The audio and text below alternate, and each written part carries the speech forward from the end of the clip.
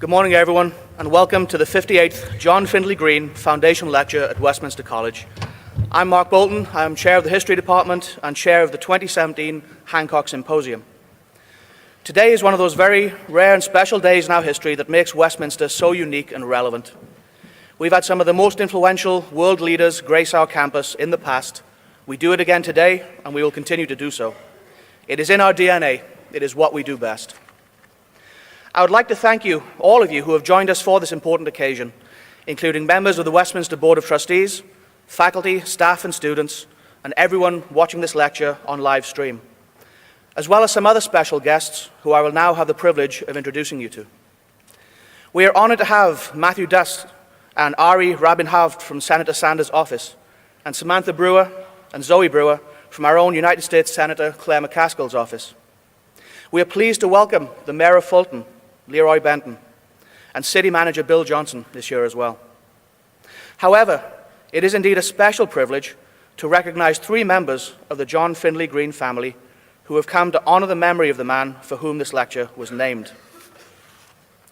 The first member of the family is the great-grandson of John Findlay Green, John Findlay Green II, who graduated from Westminster in 1975 and is a member of Phi Delta Theta.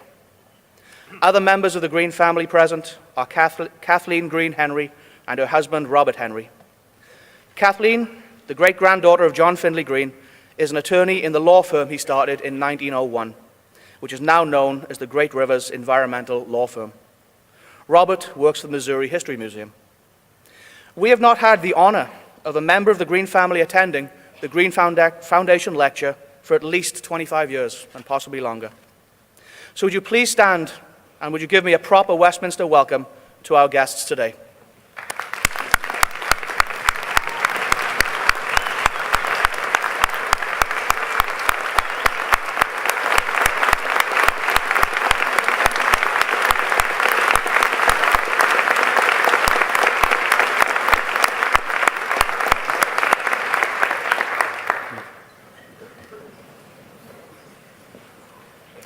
Thank you, and thank you to all our special guests for joining us today. Next, it is my privilege to introduce to you our platform party. Our platform party, starting from my far right, is comprised of college chaplain and instructor of religious studies, the Reverend Jamie Haskins, and Dr. David Jones, acting senior vice president and dean of faculty. On my left is Westminster's acting president, Dr. Carolyn Perry, our honored lecturer, U.S. Senator Bernie Sanders, and Lana.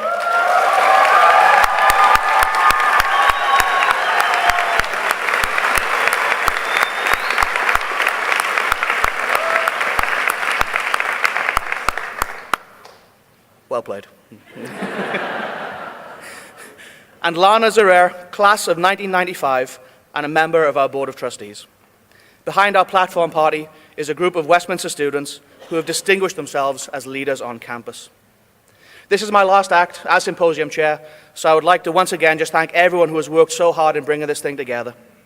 And with that, and at this time, I would like to ask President Perry to come forward for some opening remarks and to introduce our 58th Green Foundation lecturer, Senator Bernie Sanders.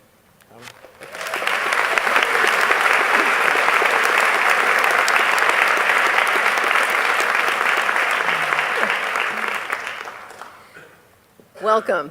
Welcome, Westminster family and friends, to this exciting occasion, the 58th John Findlay Green Foundation Lecture. When Eleanor Green so generously established this foundation in memory of her husband, an 1884 alumnus of the college, the purpose was to bring people of international reputation to campus to lecture on topics that promote understanding of economic and social problems and of international concern. I doubt that she envisioned at that time that the allure of this opportunity would draw presidents and prime ministers, advocates and ambassadors, cabinet members, corporate CEOs, and other luminaries of all professions to this small Midwestern liberal arts campus. But it did. And we are proud of the rich role Westminster has been able to play in our country's history. Because colleges and universities, as seats of knowledge, should be a forum for the entire spectrum of ideas, and most of all, offer the inspiration and vision to transform its students into the leaders of a new generation. We see this time and time again as the Westminster Experience helps students who come here find the power in their purpose. Some of the verbiage from the first 1937 Green Lecture by a Canadian economist brings a few chuckles today, such as, "Television is coming over the horizon," and "Soon we'll have the ability to fly around the world in 7 days." However, the topics discussed are just as timely now as they were then. The benefits and detriments of constantly advancing technology in the American workforce, the divisiveness of politics, internationalist policies versus isolationism, the concentration of wealth, the plight of the American worker. For while cultures change, the challenges and aspirations of humanity are universal. Certainly, Sir Winston Churchill's Sinews of Peace lecture, commonly known as the Iron Curtain Address, elevated this lecture series to a height unparalleled. From that moment on, just as today, the eyes of the world have turned to Westminster College to hear words of global significance. It always surprises people to learn that Churchill's words, while widely acclaimed today, were met initially, in some circles anyway, with some alarm and disapproval. However, as the first Green lecturer, Oscar Skelton, said in the introduction to his lecture, it is difficult to look at our own time objectively. Every age has a tendency to exaggerate its achievements and magnify its troubles, to regard itself as the climax of history. Only time reveals the truth, and Churchill's insight was truly prophetic. Since Churchill's momentous lecture, we have seen the Iron Curtain fall, then rise again when Gorbachev gave his lecture here, announcing the end of the Cold War. And now it could be that the Iron Curtain is descending once again. But whatever the state of the human condition, world leaders will continue to make their way to Westminster College, where words and ideas become the wisdom of the ages. So today, we welcome a Green lecturer who's someone whose words and ideas electrified millions of voters during the 2016 race for the White House. Many Americans had previously been complacent about government, and particularly our young people, and they got excited about his fresh takes on the issues and the passion with which he expressed them, and they became engaged. United States Senator Bernie Sanders from Vermont is the longest-serving independent member of Congress in American history, having served 16 years in the U.S. House of Representatives and now in his 5th year of the second term in the United States Senate. Throughout his distinguished public service career, he has focused on the shrinking American middle class, the growing income and wealth gaps in our country, and as chairman of the Senate Committee on Veterans Affairs in 2014, Senator Sanders passed legislation to reform VA health care. Today, he remains on that committee, and he is the ranking member of the Senate Budget Committee. Just last week, he made headlines with his proposal to reform American health care. He also...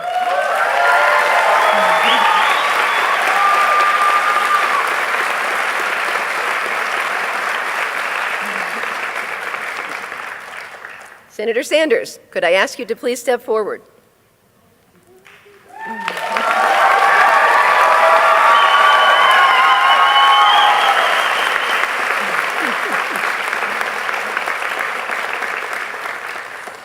Senator Sanders, before we hear your lecture today, we have a very special honor to bestow upon you. The Board of Trustees of Westminster College has moved to grant you an honorary degree. It is now my privilege to present U.S. Senator Bernie Sanders for the degree of Doctor of Political Science. In the name of Westminster College and by the authority vested in me by the Board of Trustees and by the state of Missouri, I hereby confer upon you, Senator Bernie Sanders, the honorary degree of Doctor of Political Science with all the rights and privileges appertaining thereto. In recognition thereof, I deliver you this diploma, duly signed and sealed, and direct that you be vested with the hood, which is the symbol of this degree.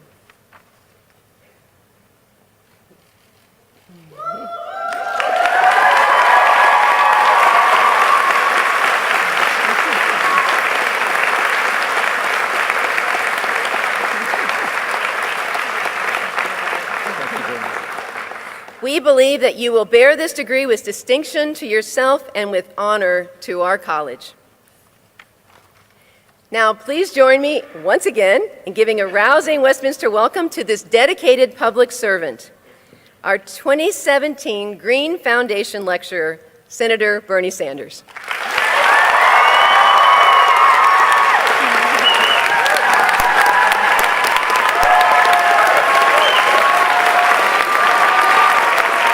Thank you. Thank you. Thank you. Thank you. Thank you very much. And let me begin by congratulating Westminster College, which year after year invites political leaders to discuss the important issues of foreign policy and America's role in the world. And I want to particularly thank Dr. Perry, the faculty, the staff, and the students here at Westminster for this wonderful honor that you are bestowing on me, and not only the honorary degree, but just the ability to be with you this morning. Thank you very much.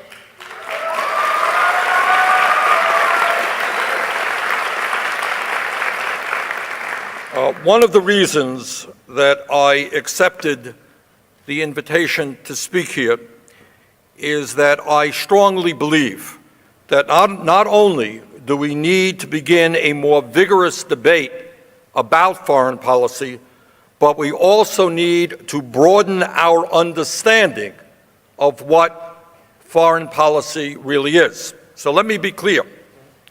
Foreign policy is directly related to military policy and has everything to do with almost 7,000 young Americans being killed in Iraq and Afghanistan, and tens of thousands coming home wounded in body and in spirit from a war we never should have gotten into.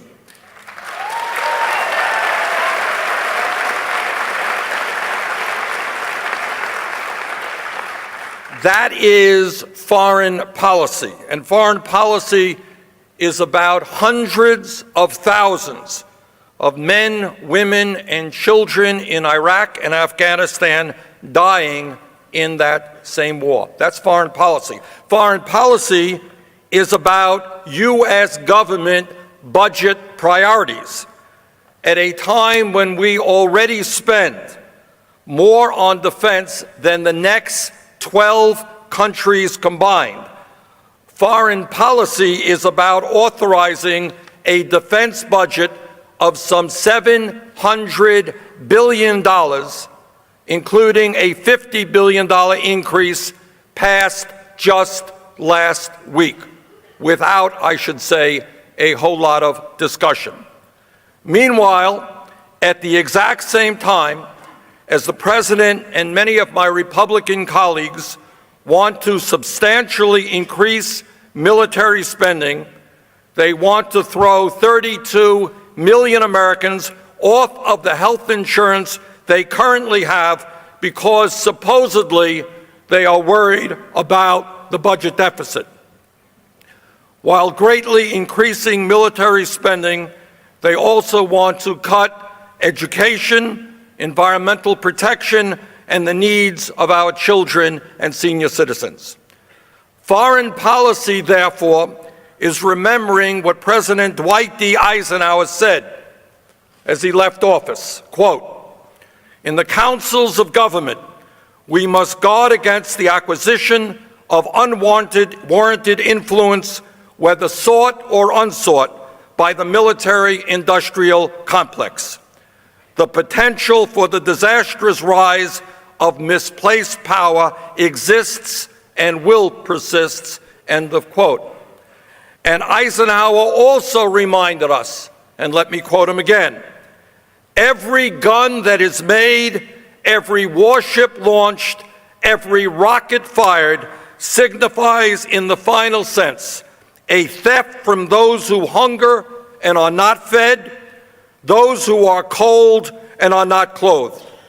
This world in arms is not spending money alone. It is spending the sweat of its laborers, the genius of its scientists, the hopes of its children. The cost of one modern heavy bomber is this: a modern brick school in more than 30 cities.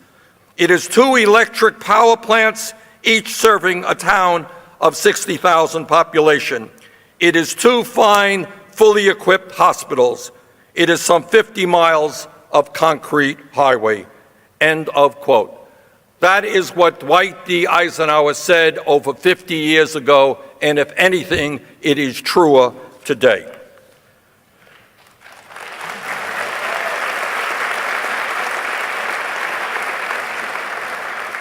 Foreign policy is about whether we continue to champion the values of freedom, democracy, and justice, values which have been a beacon of hope for people throughout the world, or whether we support undemocratic, repressive regimes which torture, jail, and deny basic rights to their citizens.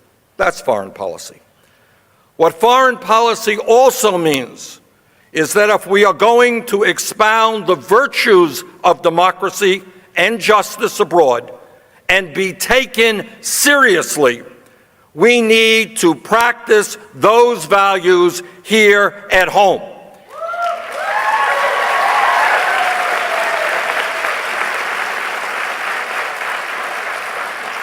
And that means continuing the struggle to end racism, sexism, xenophobia, and homophobia here in the United States, and making it clear that when people in America march on our streets as neo-Nazis or white supremacists or anti-Semites, we have no ambiguity in condemning everything they stand for. There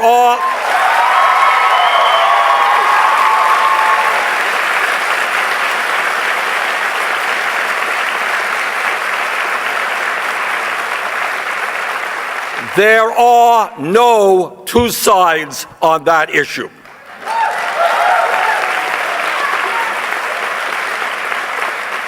And foreign policy is not just tied to military affairs. It is directly connected to economics. Foreign policy must take into account the outrageous income and wealth inequality that exists globally and in our own country. This planet will not be secure or peaceful when so few have so much and so many have so little.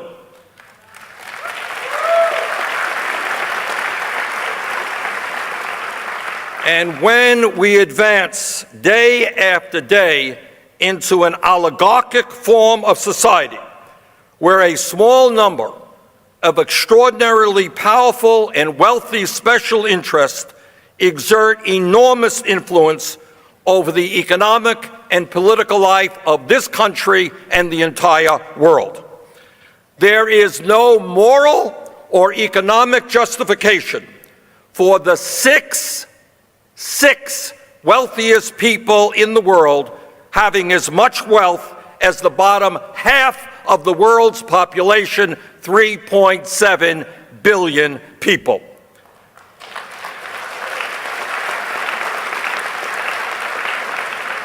There is no justification for the incredible power and dominance that Wall Street, giant multinational corporations, and international financial institutions have over the affairs of sovereign countries throughout the world.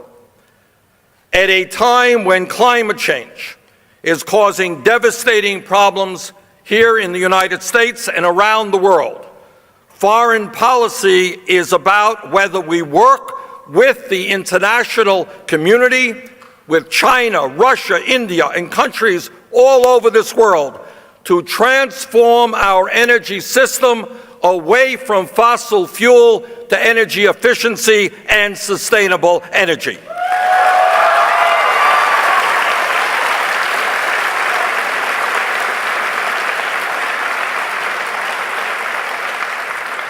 Sensible foreign policy understands that climate change is a real threat to every country on earth, that it is not a hoax, and that no country alone can effectively combat it. It is an issue for the entire international community and an issue that the United States should be leading on, not ignoring or denying.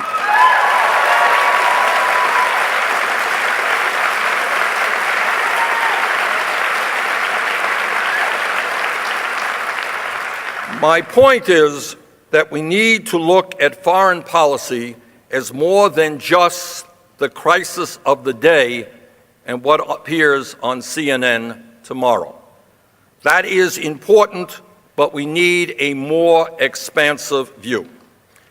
Almost 70 years ago, former British Prime Minister Winston Churchill stood on this campus and gave an historic address known as the Iron Curtain speech, in which he framed a conception of world affairs that endured through the 20th century until the collapse of the Soviet Union. In that speech, he defined his strategic concept, and I quote, "Nothing less than the safety and welfare, the freedom and progress of all the homes and families of all the men and women in all the lands." End of quote. Quote, "To give security to these countless homes," he said, "they must be shielded from two giant marauders, war and tyranny." End of quote. Now, how do we meet that challenge today? How do we fight for the freedom and progress that Churchill talked about now in the year 2017? At a time of exploding technology and wealth, how do we move away from a world of war, terrorism, and massive levels of poverty into a world of peace and economic security for all? How do we move toward a global community in which people throughout the planet have decent jobs, have food, clean water, education, health care, and the housing that they need? These are admittedly not easy issues to deal with, but they are questions we cannot afford to ignore. At the outset, I think it is important to recognize that the world of today is very, very different from the world of Winston Churchill back in 1946. Back then, we faced a superpower adversary with a huge standing army, with an arsenal of nuclear weapons, with allies around the world, and with expansionist aims. Today, the Soviet Union no longer exists. Today, we face a different set of threats. We will never forget 9/11. We are cognizant of the terrible attacks that have taken place in capitals all across the world. We are more than aware of the brutality of ISIS, Al-Qaeda, and similar terrorist groups. We also face the threat of these groups obtaining weapons of mass destruction, and preventing that from occurring must clearly be a top priority. In recent years, we are increasingly confronted by the isolated dictatorship of North Korea, which is making rapid progress in nuclear weaponry and intercontinental ballistic missiles. Yes, we face real and very serious threats to our security, which I will discuss. but they are very different than what we have seen in the past, and our response must be equally different. But before I talk about some of these other threats, let me say a few words about a very insidious challenge that undermines our ability to meet other crises and indeed could undermine our very way of life. A great concern that I have is that many in our country are losing faith in our common future and in our democratic values, values that men and women for decades fought and died to preserve. Far too many of our people here in the United States, and in fact people all over the world, are giving up on the promises of self-government, of government by the people, for the people, and of the people, because the promises made to them have simply not been kept. And people in our country and all over the world are losing faith in democracy. In the United States and other countries, a majority of people are working longer hours for low wages. They see big money buying elections, and they see a political and economic elite growing wealthier even as their own children's future grows dimmer. So when we talk about foreign policy and our belief in democracy, at the very top of our list of concerns is the need to revitalize American democracy to ensure that governmental decisions reflect the interests of a majority of our people and not just the few.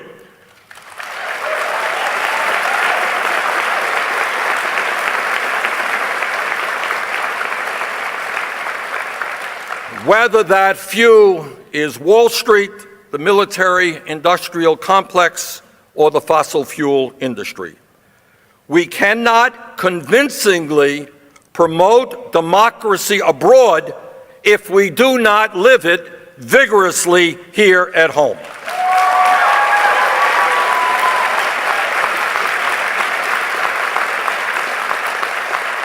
Now, maybe it's because I come from the small state of Vermont, a state that prides itself on town meetings and grassroots democracy, that I strongly agree with Winston Churchill when he stated his belief that, quote, democracy is the worst form of government except for all those other forms, end of quote.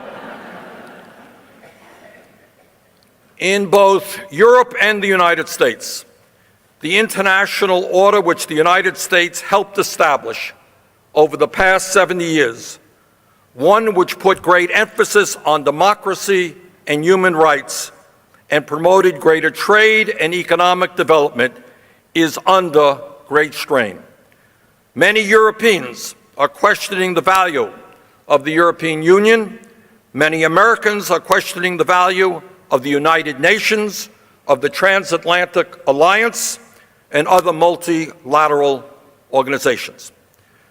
We also see a rise in authoritarianism and right-wing extremism, both domestic and foreign, which further weakens this order by exploiting and amplifying resentments, stoking intolerance, and fanning ethnic and racial hatreds among those in our societies who are struggling.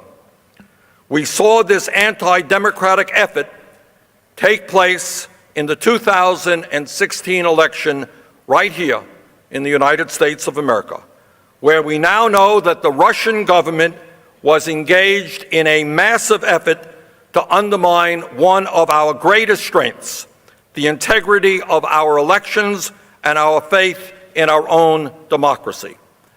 And I must say that I find it rather incredible that when the President of the United States recently spoke before the United Nations on Monday, he did not even mention that outrage.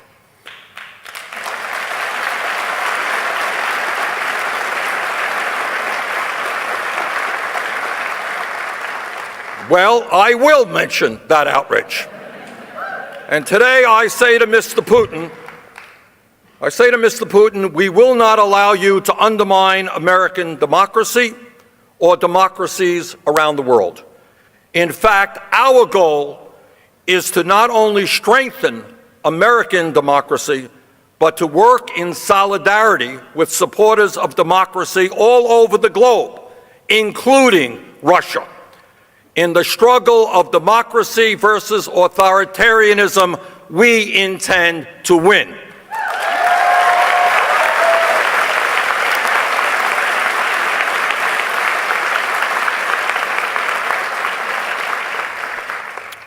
When we talk about foreign policy, it is clear that there are some who believe that the United States would be best served by withdrawing from the global community.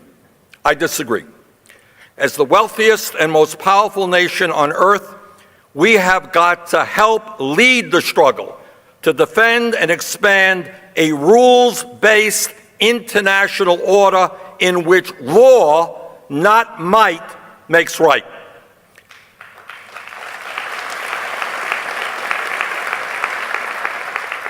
We must offer people a vision that one day, maybe not in our lifetimes, but one day in the future, human beings on this planet will live in a world where international conflicts will be resolved peacefully, not by mass murder.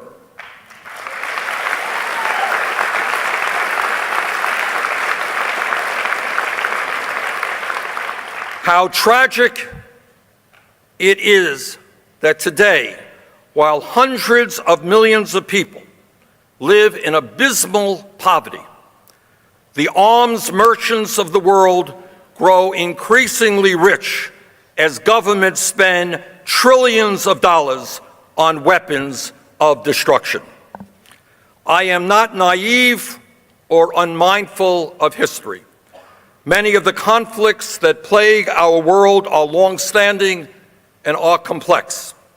But we must never lose our vision of a world in which, to quote the prophet Isaiah, they shall beat their swords into plowshares and their spears into pruning hooks.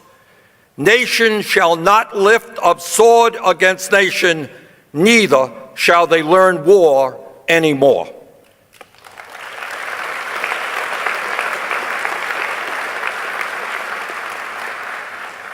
One of the most important organizations for promoting a vision of a different world is the United Nations.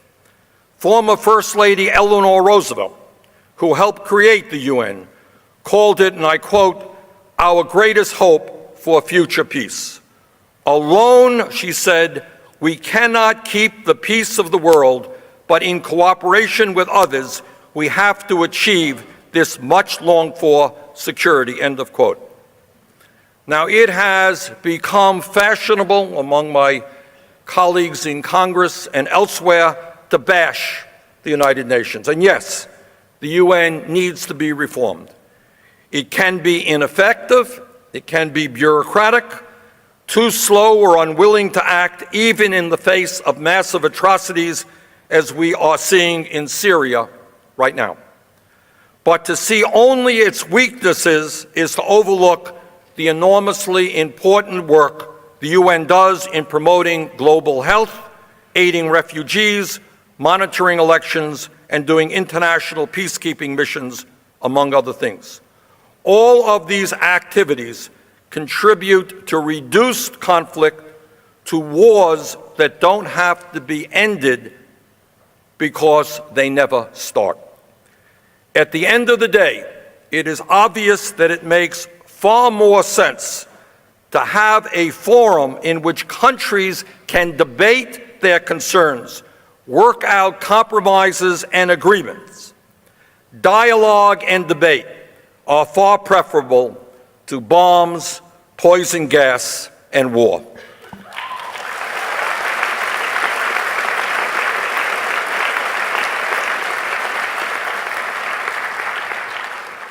Dialogue, however, cannot only take place between foreign ministers or diplomats at the United Nations.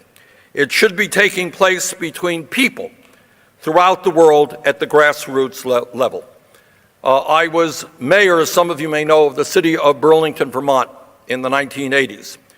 And that was a time when the Soviet Union was our enemy. And during that time, we established a sister city program with the Russian city of Yaroslavl, a program, by the way, which still exists today. And I will never forget, seeing Russian boys and girls visiting Vermont, getting to know American kids, and becoming good friends. Hatred and wars are often based on fear and ignorance. The way to defeat this ignorance and diminish this fear is through meeting with others and understanding the way they see the world. Good foreign policy means building people-to-people relations. We should welcome young people from all over the world and all walks of life to spend time with our young people here in America, while our young people from all income levels should be able to go abroad and meet people from throughout the world.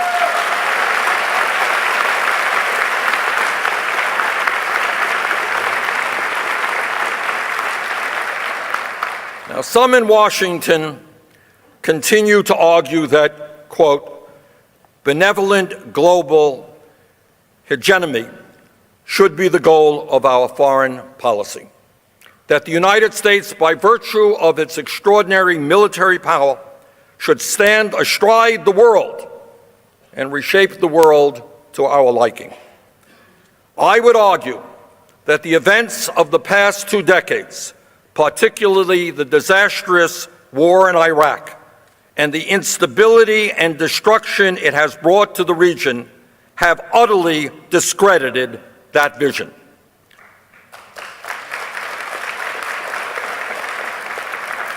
The goal is not for the United States to dominate the world, nor, on the other hand, is our goal to withdraw from the international community and shirk our responsibilities under the banner of America First. Our goal should be global engagement based on partnership rather than dominance.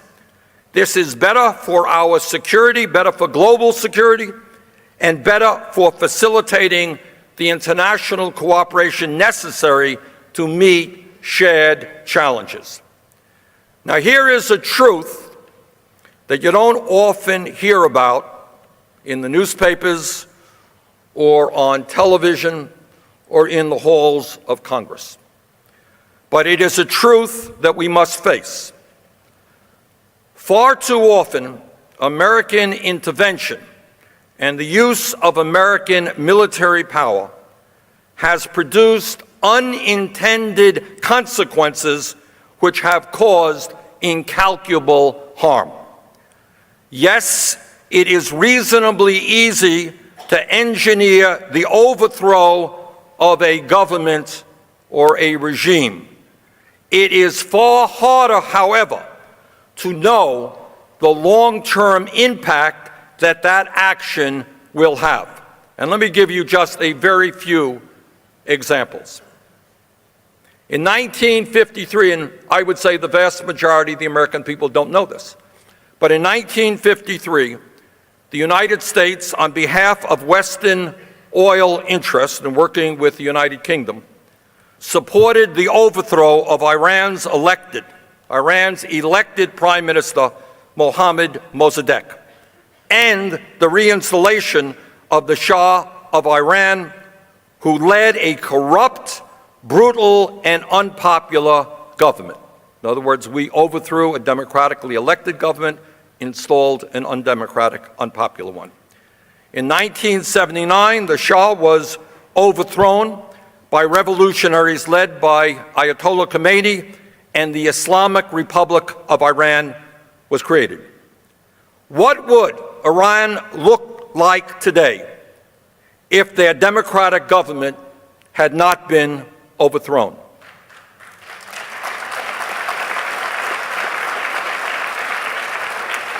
What impact did that American-led coup have on the entire region? What consequences are we still living with today as a result of that action? That was back in 1953.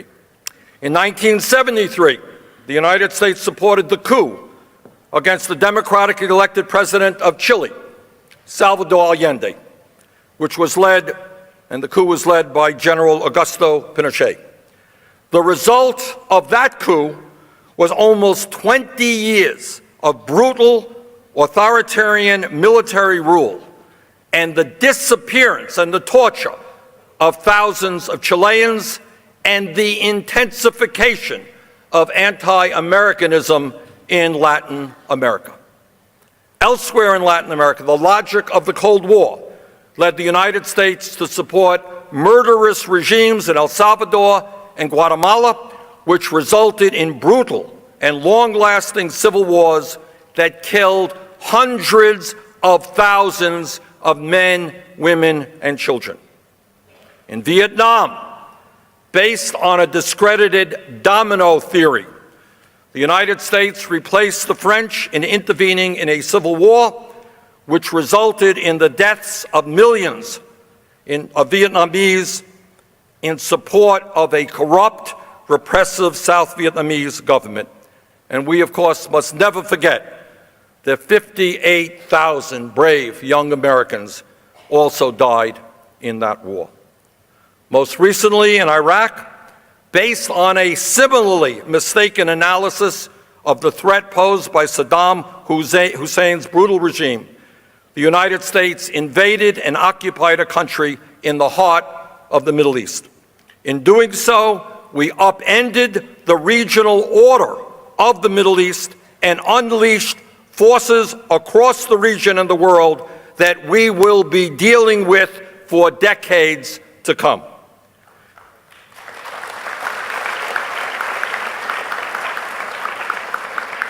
See, an honorary degree is a great honor, except for this is a good thing. Look. Now, these are just a few examples, just a few, of American foreign policy and interventionism, which proved to be counterproductive. In other words, politicians can get up and they could give a good speech about how bad a dictator is or a regime is, and we're going to go in and we're going to clean it up.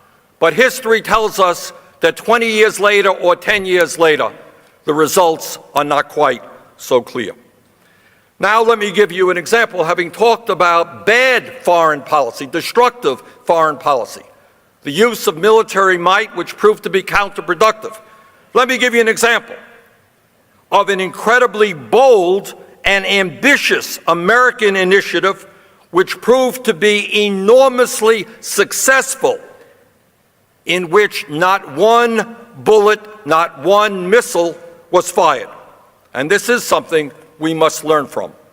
Shortly after Churchill was right here in Westminster College, the United States developed an extremely radical foreign policy initiative called the Marshall Plan. Think about it for a moment. Think about how radical and bold this was. Historically, when countries won terrible wars, they exacted retribution on the vanquished, and that's exactly what happened after World War I. But in 1948, the United States government did something absolutely unprecedented. Now think about it.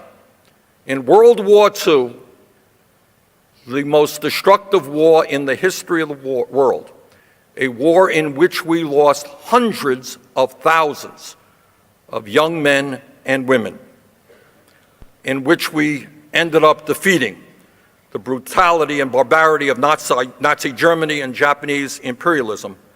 After all of that, the government of the United States decided not to punish and humiliate the losers. Think about all the hatred, all the bloodshed.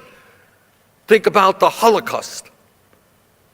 And the United States decided they would not revisit history, and they decided not to punish and humiliate the losers. Rather, we helped rebuild their economies, spending the equivalent of $130 billion just to reconstruct Western Europe after World War II.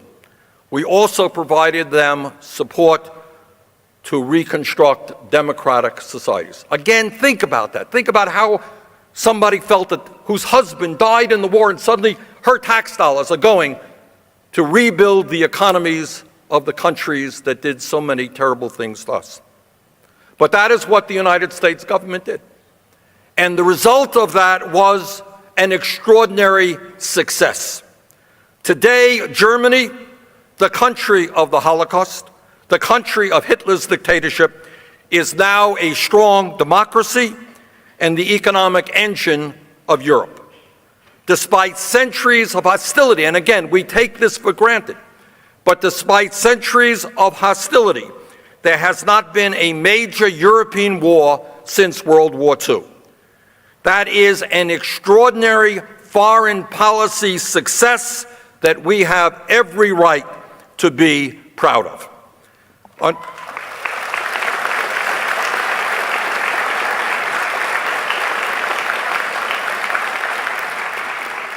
Unfortunately, today, we still have examples of the United States supporting policies that I believe will come back to haunt us. One is the ongoing Saudi war in Yemen. While we rightly condemn Russian and Iranian support for Bashar al-Assad's slaughter in Syria, the United States continues to support Saudi Arabia's destructive intervention in Yemen, which has killed many thousands of civilians and created a humanitarian crisis in one of the region's poorest countries.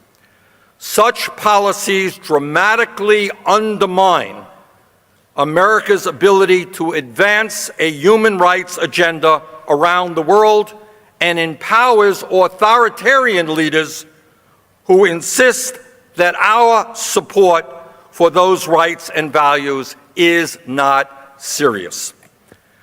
Now, let me say a word about some of the shared global challenges that we face today. First, again, importantly, I would mention climate change. Friends, it is time to get serious about climate change.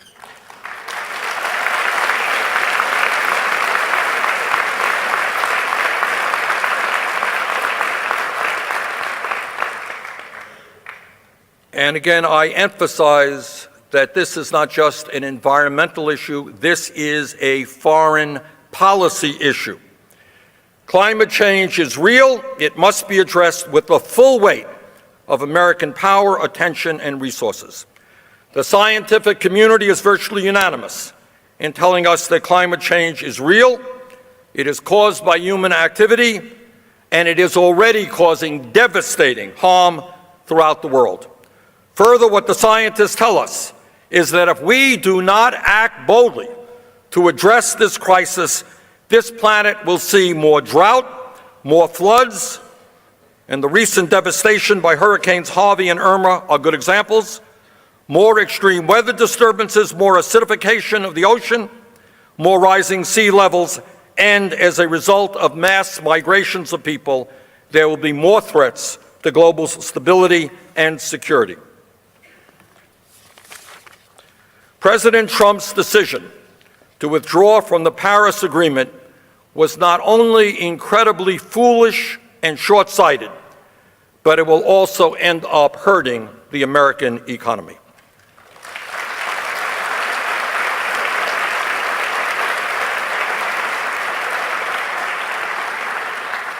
The threat of climate change is a very clear example of where American leadership can make a difference. Europe can't do it alone, China can't do it alone, Russia can't do it alone, and the United States can't do it alone.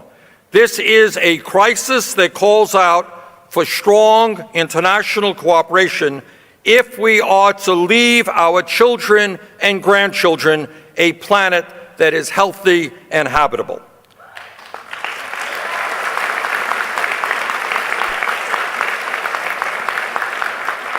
Another challenge that we and the entire world face, as I mentioned earlier, is growing wealth and income inequality and the movement toward international oligarchy. And that means a system in our own country and all over the world in which a small number of billionaires and corporate interests have increased control over the economic life and political life and the media of countries throughout the planet. The movement toward oligarchy is not just an American issue, it is an international issue. Globally, the top 1% now owns more wealth than the bottom 99% of the world's population. In other words, while the very, very rich become much richer, thousands of children die every week in poor countries around the world from easily prevented diseases that could be cured for a few cents in purchasing the medicine those kids need. And hundreds of millions of people live in incredible squalor. Inequality, corruption, oligarchy, and authoritarianism are inseparable. They must be understood as part of the same system and fought in the same way. Around the world, we have witnessed the rise of demagogues who, once in power, use their positions to loot the state of its resources. These kleptocrats, like Putin in Russia, use divisiveness and abuse as a tool for enriching themselves and those loyal to them. But economic inequality is not the only form of inequality that we must address. As we seek to renew Americans' commitment to promote human rights and human dignity around the world, we must be a living example here at home. We must reject the divisive attacks based on a person's religion, race, gender, sexual orientation, or identity.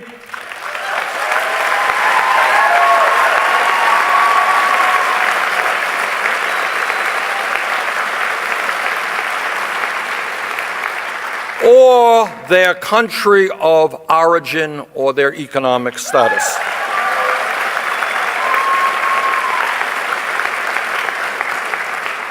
And when we see demonstrations of neo-Nazism and white supremacy, as we recently did in Charlottesville, Virginia, we must be unequivocal in our condemnation, as our president shamefully was not.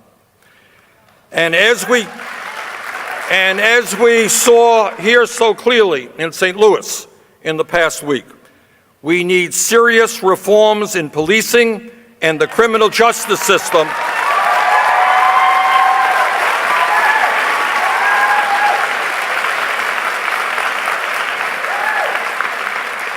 so that the life of every person is equally valued and protected. We cannot speak with the moral authority the world needs if we do not struggle to achieve the ideal we are holding out for others.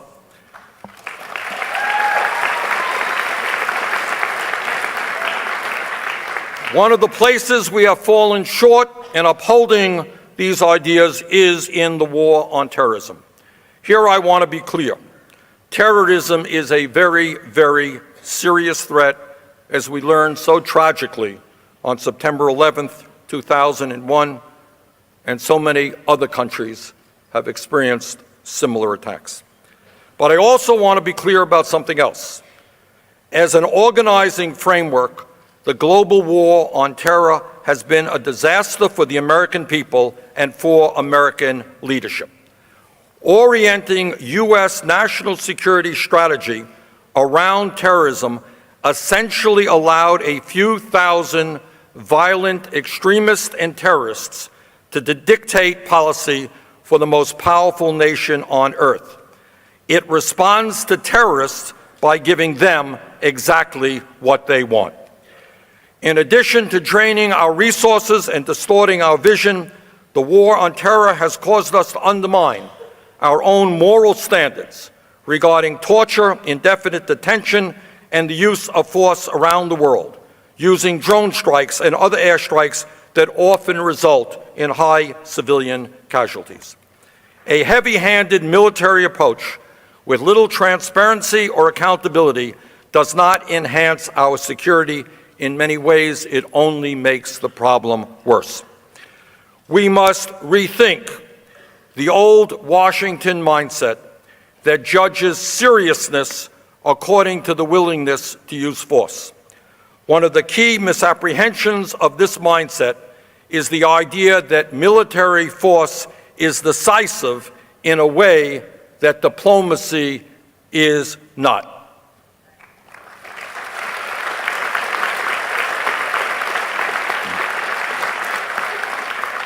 Yes, military force is sometimes necessary, but always, always as the last resort.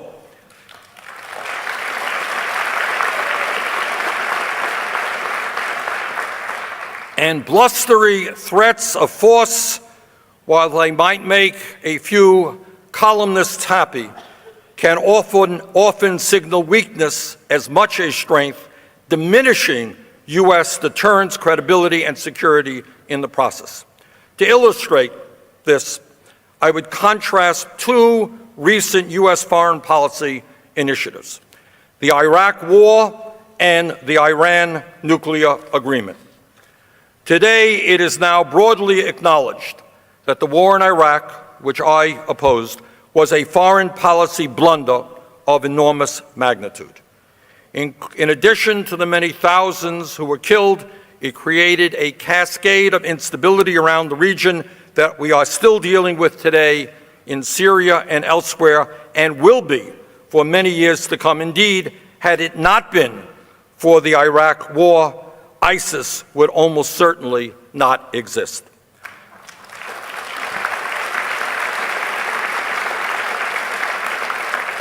The Iraq War, as I said before, had unintended consequences. It was intended as a demonstration of the extent of American power. It ended up demonstrating only its limits.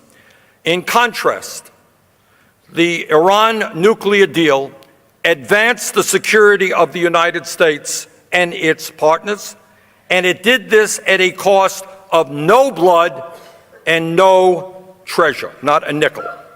For many years, leaders across the world had become increasingly concerned about the possibility of an Iranian nuclear weapon. What the Obama administration and our European allies were able to do was to get an agreement that froze and dismantled large parts of that nuclear program, put it under the most intensive inspections regime in history, and removed the prospect of an Iranian nuclear weapon from the list of global threats. That is real leadership. That is real power.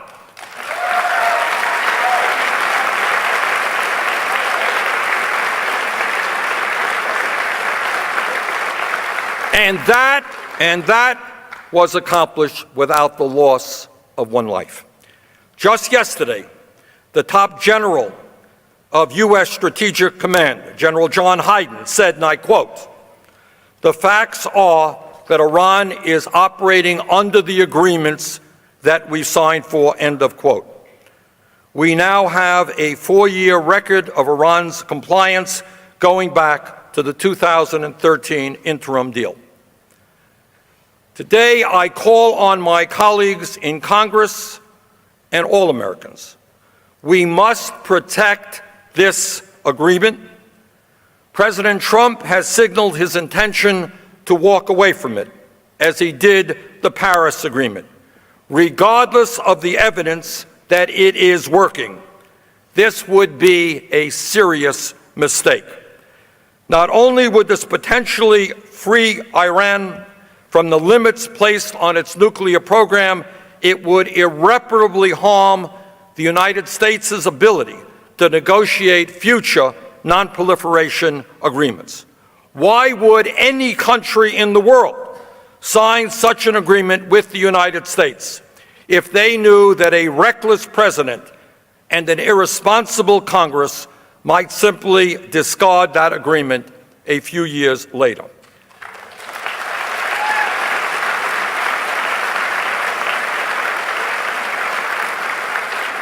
If we are genuinely concerned with Iran's behavior in the region, as I am, the worst possible thing we could do is to break this nuclear deal. It would make all of the problems we face even more difficult to resolve. Another problem that it would make harder to deal with is that of North Korea. Let us understand, North Korea is ruled by one of the worst regimes in the world.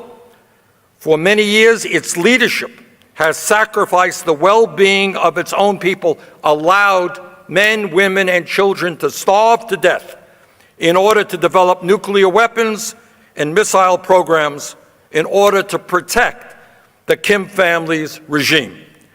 Their continued development of nuclear weapons and missile capability is a growing threat to the United States and people all over the world.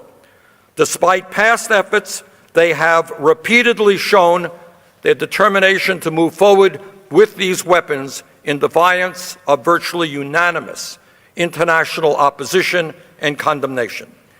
As we saw with the 2015 nuclear agreement with Iran, real U.S. leadership is shown by our ability to develop consensus around shared problems and mobilize that consensus toward a solution, and that is the model we should be pursuing with North Korea.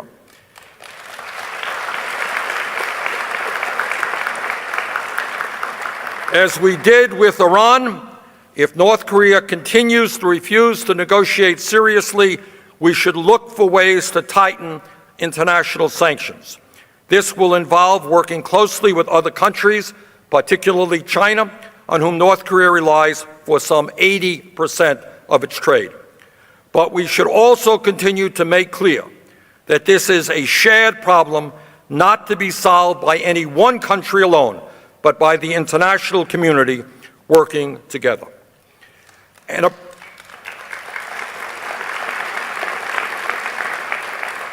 approach that really uses all the tools of our power, political, economic, civil society, to encourage other states to adopt more inclusive governance will ultimately make us safer.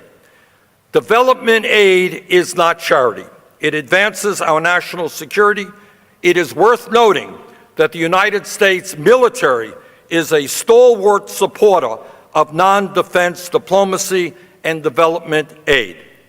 Starving diplomacy and aid will result in greater defense needs later on. U.S. foreign aid should be accompanied by stronger emphasis on helping people gain their political and civil rights, to hold oppressive governments accountable to the people. Ultimately, governments that are accountable to the needs of their people will make more dependable partners. Now, here is the bottom line. It's been a long time getting here, but here is the bottom line.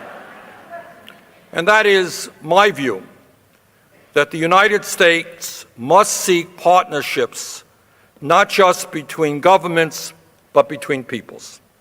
A sensible and effective foreign policy recognizes that our safety and welfare is bound up with the safety and welfare of people throughout the world, with, as Churchill stated, quote, all the homes and families of all the men and women in all the lands.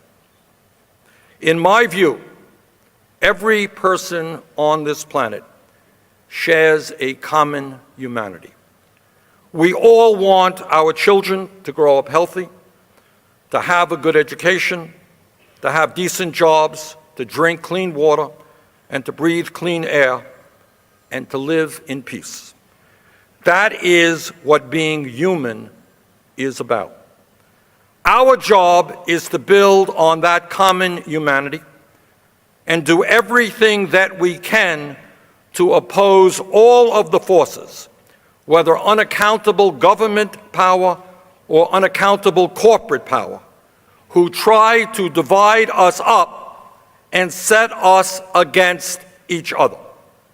As Eleanor Roosevelt reminded us, the world of the future is in our making. Tomorrow is now. My friends, Let us go forward and build that tomorrow. Thank you very much.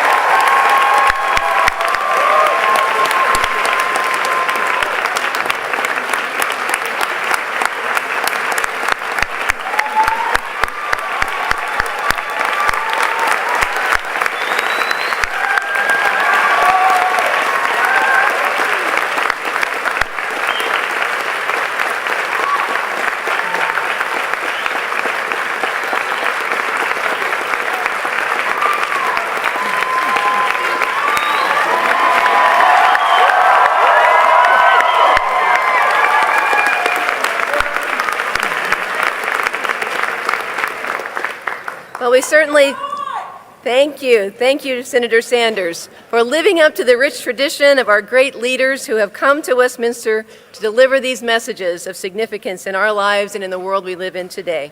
It has been a great privilege to have you with us today. And now I would like to ask Tim Riley, the Director and Chief Curator of the National Churchill Museum, to come forward with a special presentation to Senator Sanders from the college. Tim, please come forward. Senator.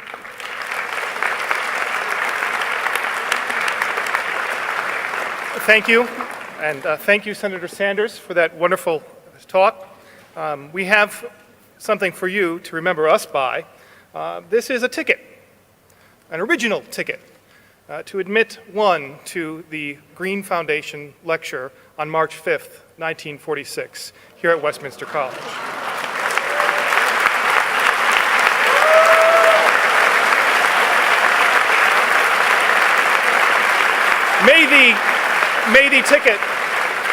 May the ticket be a reminder of your time with us today and a ticket to return anytime. Thank you.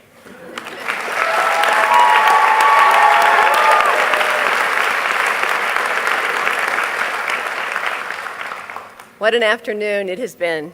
And now I'd like to ask that you all stand as Junior Destiny Speech will lead us in the alma mater. Thank you, Destiny.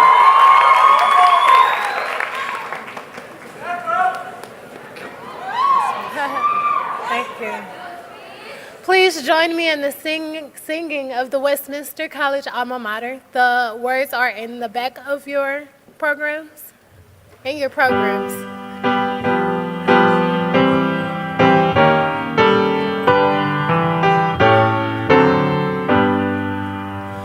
On the hills of old Missouri, tapestried and green, rise the walls of gray Westminster.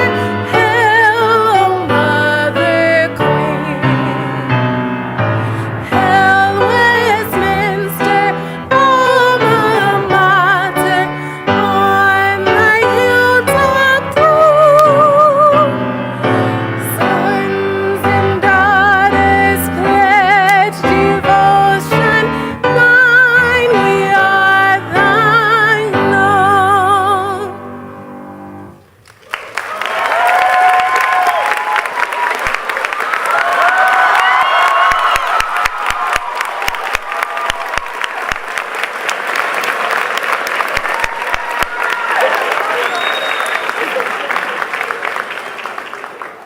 And now please remain standing for this benediction. The holy moves in our midst. It is the voice of an advocate demanding a better world, the hands and heart of an activist laboring for justice, for peace, the mind of a student who dares to ask new questions, the research of a scholar that defies easy answers and false truths. Yes, the holy moves in our midst if we allow ourselves to see it. Westminster College, go forth from this place changed by what you have heard, inspired, called, ready to lend your voices, your hands, your hearts, your bodies, your very lives to the work of peace, the work of justice, the work of creating a better world. Go now knowing you are prepared, you are called. Go now in love and with a spirit of revolution, for there is much to do. Amen.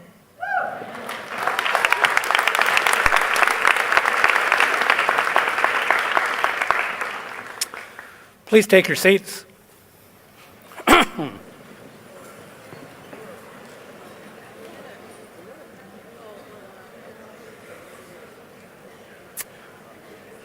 Please remain seated until the platform party and the faculty have exited the auditorium.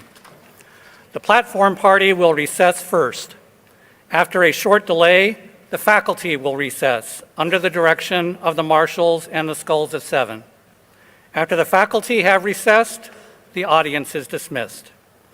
I declare the John Finley Green Foundation Lecture closed.